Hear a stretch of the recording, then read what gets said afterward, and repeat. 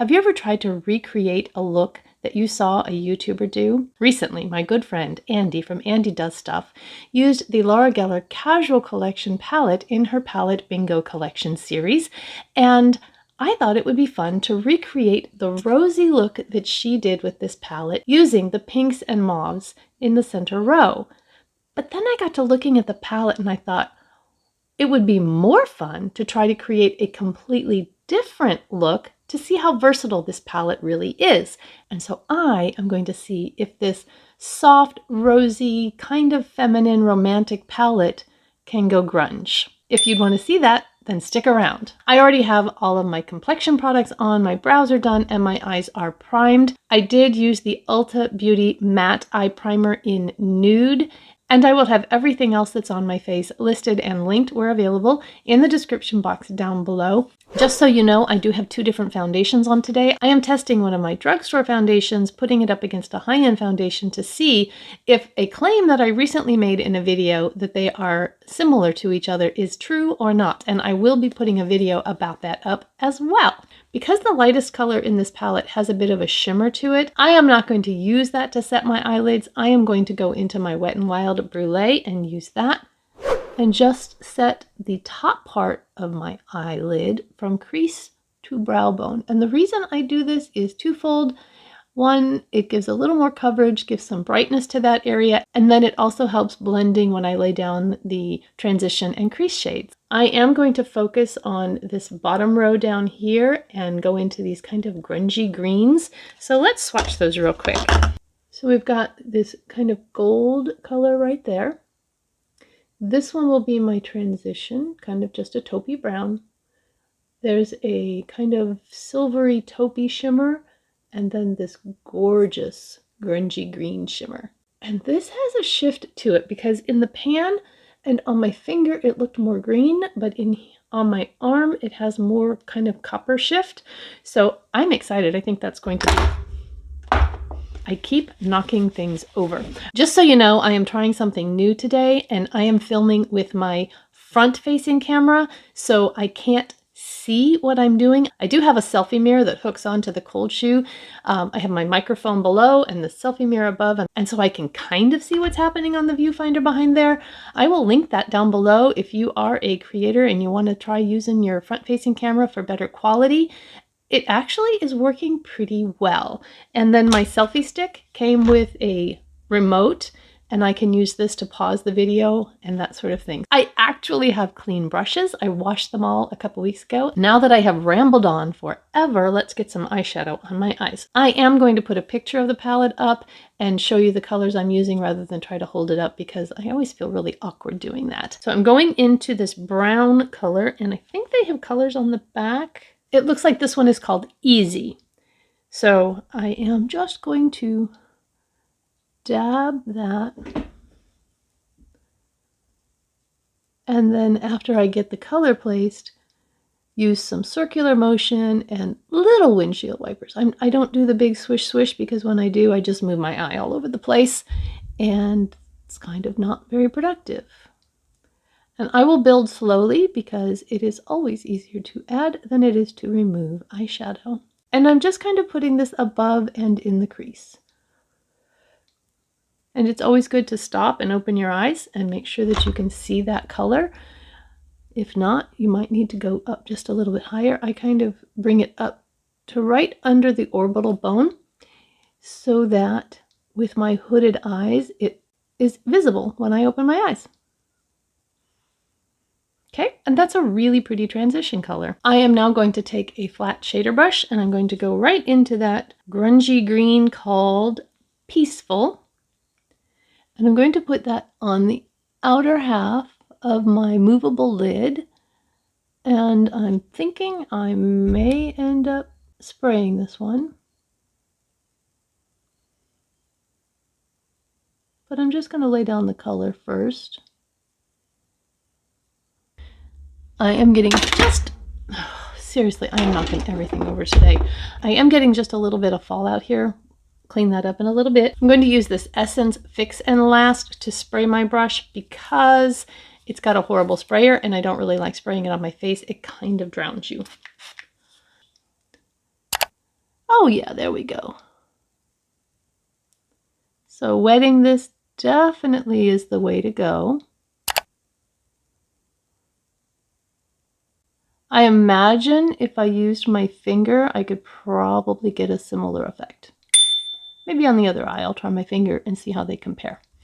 Then I'm going to go into the color right next to it, Simple, and I'm going to use the other side of the brush and put that on the inner third. Oh, I feel that falling all over my face. I should have wet it.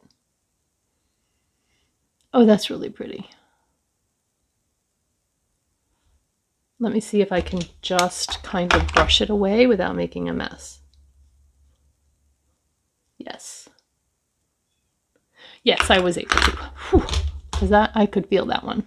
So that's what I've got so far. I'm going to try on the other eye using my finger. Normally I don't show both eyes, but I want to show this.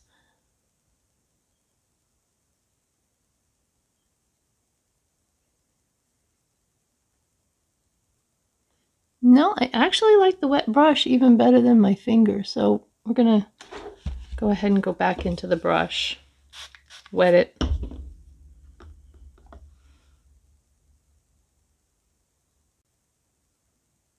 Sometimes you have to play with your shimmers a little and see which way is the best way to apply them to get the effect that you are looking for. And that's okay. Makeup is fun. It's meant to be played with.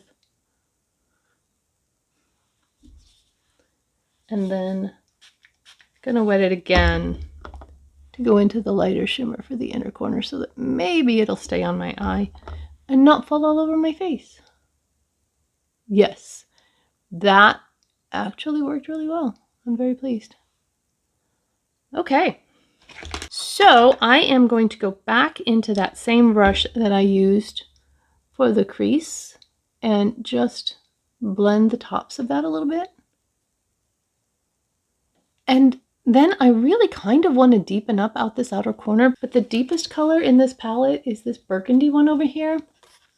And I'm not sure what that's going to do, but what the heck, let's give it a try. I am going to use a pencil brush because I want to be pretty precise with where I put this. So I'm rolling it in there and then I'm tapping it off on my palette that I have down here that I usually use for foundations because I don't want it to fall out. I'm going to just drag that right here, kind of along the lash line and the outer V, and I'm going to just draw that shape kind of precisely and then pull it underneath the outer portion of the lash line. Then I'm going to take a clean, fluffy blending brush and just kind of diffuse those edges without taking away my shimmer. And you can see it just kind of gives some definition out here that this eye doesn't have. Yeah, I like that. And then I'm going to take the gold shade Serene on another pencil brush, and I'm going to use that for an inner corner highlight. And now I'm going to go off camera and do liner, lashes, and lips, and I'll be right back. I'm back, and on my eyes I used the Beauty for Real eyeliner in Olive to Tightline, and then I used the Physicians Formula Smoky Eyes from the Shimmer Trio of eyeliner pens.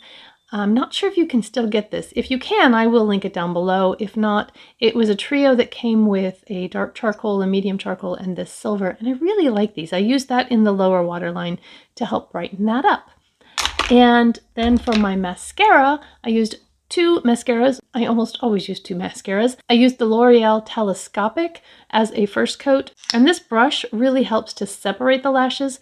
I did bend it like that, not completely on purpose. It's very difficult to get in and it's very flexible, and so when I pushed it in one time it bent, but then I really liked it that way, so I left it bent. And then for my second coat, to really just ramp up the volume, I used the Urban Decay Perversion Mascara. I got this on sale when Ulta was doing a half-off high-end mascara sale. On my lips, I wanted to go kind of deep and fall-ish, and so I used the Essence Stay 8 Hour Lip Liner in Tea Time and the Hard Candy All Matte Up Lip Crayon in Earthy Marsala. And I was going to leave it matte, but man, I just can't leave well enough alone. So I went in with the Wet n Wild Mega Slicks lip gloss, and it's just kind of this clear pinky color. There's no color when you put it on, and just to give a little bit of a shine, because why not? So what do you think? Does the Laura Geller Casual Collection go grungy? I think it does, and I'm really happy with this look. I think it's really pretty for fall, and it's green, but it's not like green, if you know what I mean. And so I'm really happy with how it turned out. Sometimes it's fun to try to recreate a look you see on YouTube, and then sometimes it's fun to take that palette and see if you could do something completely different. And this palette is actually more versatile than I thought upon first look. So I challenge you this week to take one of your palettes that you usually reach for a certain kind of look and see if you can do something completely different. And then come back and let me know down in the comments which palette you used and what you did differently from what you normally do. And if you want some inspiration, then click over here. I have a whole playlist of eye looks to help you. I'll see you over there. Have a beautiful, blessed day. Bye-bye.